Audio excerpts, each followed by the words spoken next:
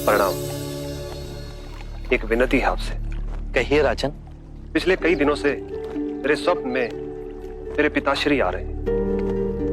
मैंने ब्राह्मणों से भी इसका अर्थ पूछा तो उनका कहना था कि तुम्हारे पिताश्री को शांति नहीं मिली, उनके लिए पूजा करनी हो, यज्ञ संपन्न करना होगा। आप तो परम ज्ञान का स्वरूप है, तो विनती है आपसे कि पूजा विधि आप ही के हाथों से हो, जो मेरे पिताश्री तक पहुंचे, उन्हें मुक्ति मिले, जीवन मरण के इस चक्र से वो मोक्ष पाले।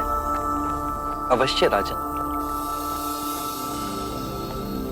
आप मिट्टी के 2 घड़े मंगवाइए, एक में घी भरवाइए और एक घड़े में कंकड़ पत्थर भरवाइए, और उन दोनों घड़ों के मुंह कपड़े से बंधवा दीजिए और उन्हें लेकर नदी के तट पर आइए। मैं वहीं आपकी प्रतीक्षा करूंगा। मैं भी इसका प्रबंध करता हूं महाराज।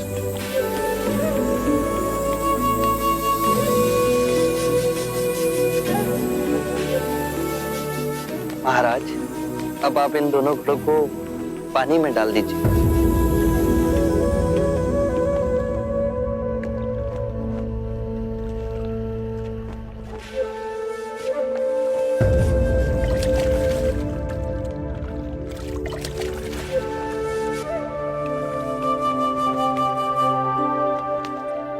महाराज, अब इन दोनों घड़ों को आप तोड़ दीजिए।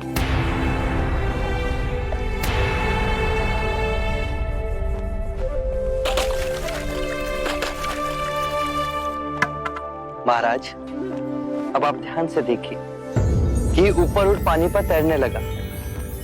अब बताइए, मेरे या किसी और के पूजा पाठ करने से क्या ये घी नीचे बैठ सकता है? असंभव।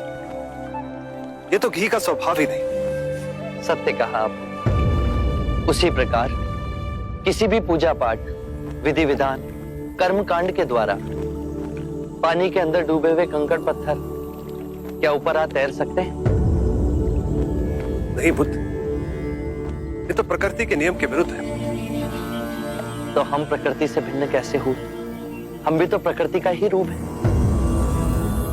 सत्य कहा बुद्ध। एक सत्य ये भी है राजन, यदि हमारे पूर्वजों ने अपने जीवन काल में कंकड़ पत्थर बोए, दुष्कर्म किए, तो वो स्वाभाविक ही कंकड़ पत्थर की तरह नीचे बैठ जाएंगे। और यदि उन्होंने अपने जीवन काल में सत्कर्म किए तो स्वाभाविक ही घी की तरह ऊपर आ तैरने लगेंगे। जो बोएंगे वही काटेंगे। परंतु इस शरीर रूपी जीवन काल में ही नहीं, अपितु इस शरीर रूपी जीवन काल के पश्चात वाली यात्रा में भी हम जैसे कर्म करेंगे वैसा ही फल मिलेगा। अब बताइए, इस प्रकृति के नियम को कोई पूजा पाठ, कर्मकांड, विधि विधान, यज्ञ हवन मिटा सकता है?